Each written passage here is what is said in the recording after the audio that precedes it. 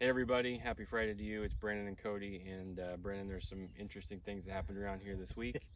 We're actually standing in the same field that we took last Friday's video in. You can see kind of what happened this week. We had a pretty big hail event come through here, and at least right at our shop and surrounding areas got wiped out pretty bad.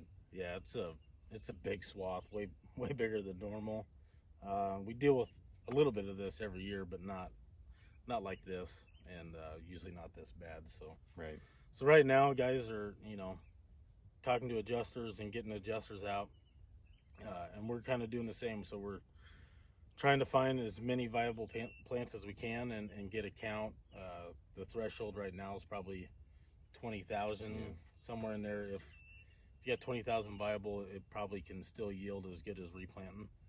Um, yeah, and then out on the fringes, that looks a little bit different, but that's kind of a spot where no, don't replant. Maybe think of a fungicide or something to limp the crop through and help it out as much as we can. Right. So And it always looks worse, a day or two after the event yeah, than what it will look like in 10 days.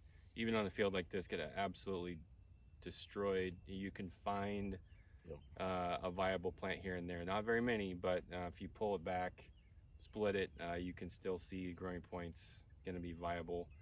Beans are, largely the same story. You're a little bit more vulnerable yep, right now than corn. Their growing points more exposed. So probably, I don't know, 70 or 80,000. If we've got less than that, we'll probably need to spot some in there to get a higher yield chance. But we will have a lot to replant in this area. So we have our semi out yesterday in Minnesota. We're out in Iowa today getting more corn. We're sourcing beans, so be a lot of replant next week. But we should have everything you guys need. So we'll be around for you when you need it.